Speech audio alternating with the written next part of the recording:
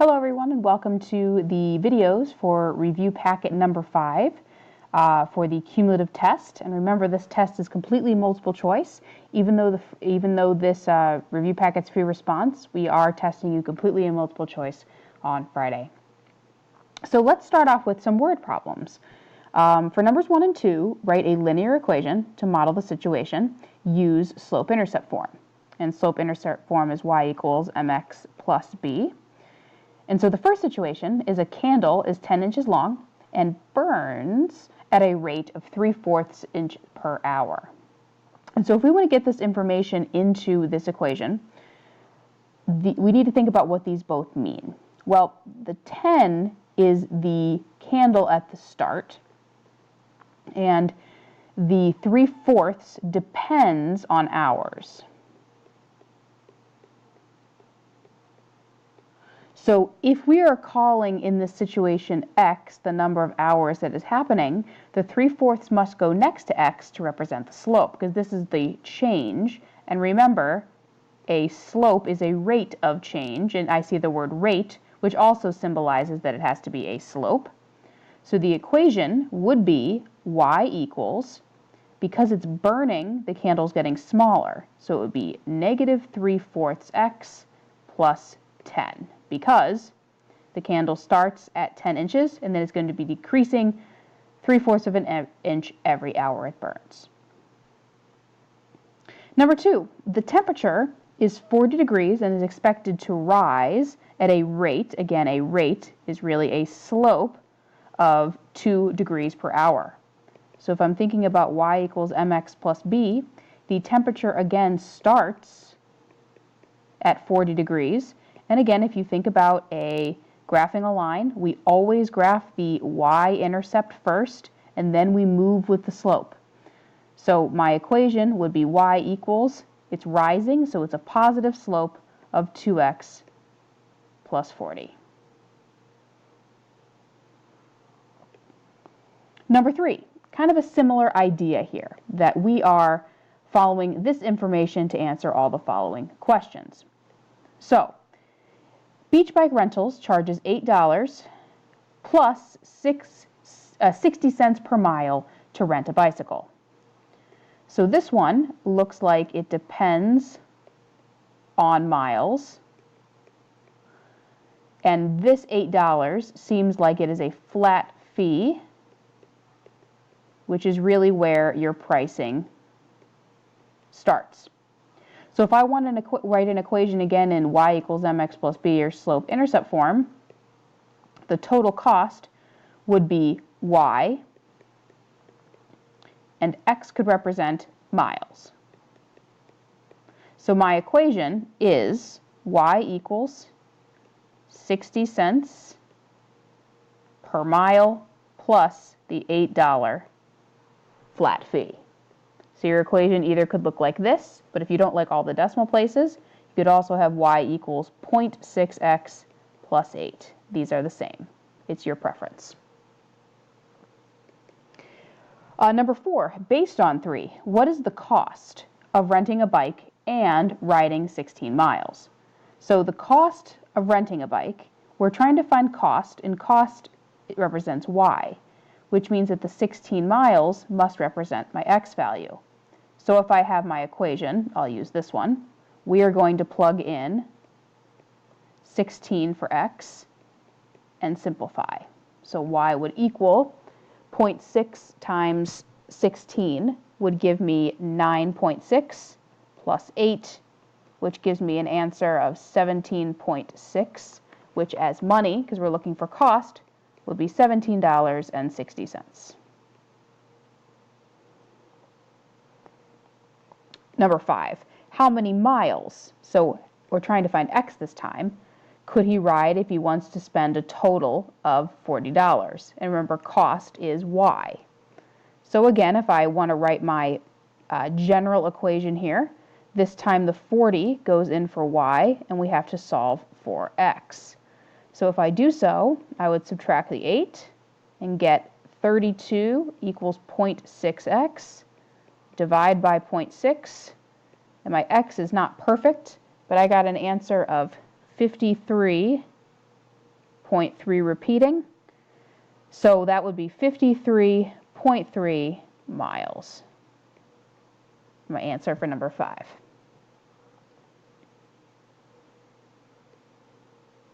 Number 6, write an equation of a line that passes through each point and with the given slope. Write your final answer in standard form. So we want our final answer to be ax plus by equals c. So it looks like we're given a singular point and a slope, which makes me think that I want to start with point-slope form, as we've been doing in class quite a lot as of late. Y minus y1 equals mx minus x1. Y minus negative 7, x1, y1, equals my slope of 2/3, x minus negative 3. Now, as you know, the double negatives will become pluses in both situations. So this becomes y plus 7 equals 2/3, x plus 3. If I want to continue this to standard form, I'm going to distribute that 2/3. Y plus 7 equals 2/3 x plus, this is 3/1, that is 6/3. And if I come up here, that will be y plus 7 equals 2/3 x. 6 divided by 3 is really 2. Now, I know that my end game is standard form. So I know that this cannot have fractions or decimals. So this is what I was saying the other day in class. If you at this point want to multiply everything by 3, because you want this 3 to cancel with this one, be my guest. Just don't forget, though, that the 3 needs to distribute to all 4 terms. So you get 3y plus 21 equals 3 times 2/3. The 3's cross out, so you're left with 2x plus 6. If I want to rearrange this to look like this form, the x's need to come first, and the like terms need to combine. So I'm going to subtract my 21 and get 3y equals 2x minus 15. But if I want the x to be over here, if I subtract that over, my final answer in standard form would be negative 2x plus 3y equals negative 15. Now, just for the sake of it, because I know some of you have asked me this in class, some of you would prefer to not have a negative to start your equation.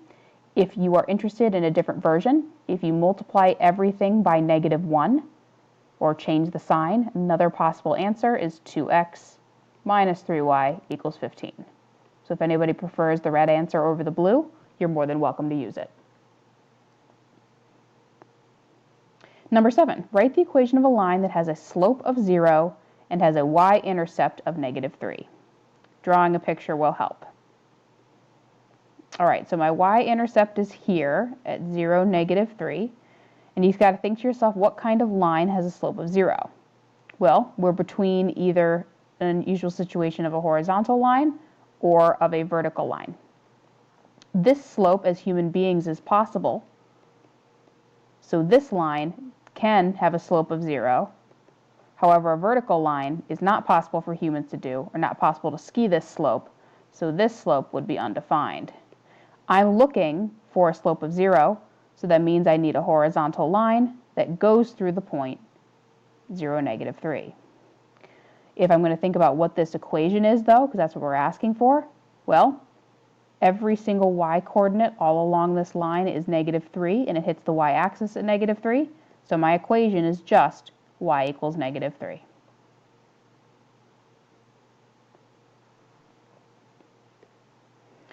Number 8, write the equation of a line that passes through the pair of points. Write your final answer in slope-intercept form. So for this one, if we have 2 points, and eventually I want slope-intercept, I need to find that slope. So the first thing I'm going to do is plug that into y2 minus y1 over x2 minus x1. And remember, it's rise over run. The y's must be on top.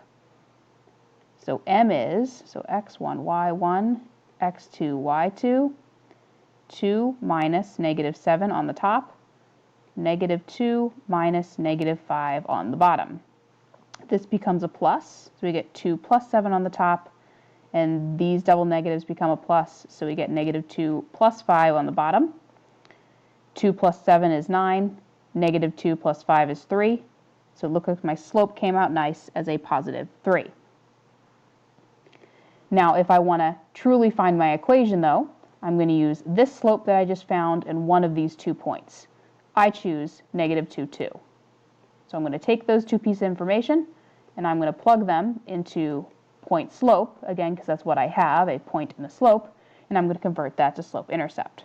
So that would be y minus 2 equals my slope of 3, x minus negative 2. Here again we get a plus instead. If I continue to distribute, we get y minus 2 equals 3x plus 6. Add the 2 to both sides. So y equals 3x plus 8 for my answer in slope-intercept form. Number 9 is asking, what is the slope and what is the y-intercept of the following line? If I look at the formatting of this line, it is currently in standard form. And as we've talked about, standard form is ax plus by equals c. We also know that slope is represented as m and the y-intercept is represented by a lowercase b. Neither of these are in my standard form, which means that I cannot see my slope and my y-intercept from the format given. So what I need to do is change this equation to slope-intercept, because in slope-intercept you can see a slope and the intercept. So I'm going to take negative 4x plus 3y equals negative 24, and I'm going to convert that to slope-intercept form by solving for y. So I'm going to first add my 4x, 3y equals 4x minus 24. I'm going to divide every single term by 3, and my new equation would become y equals 4/3 x minus 8. So from this equation, my slope is a positive 4/3, and my y-intercept as a point is 0, negative 8.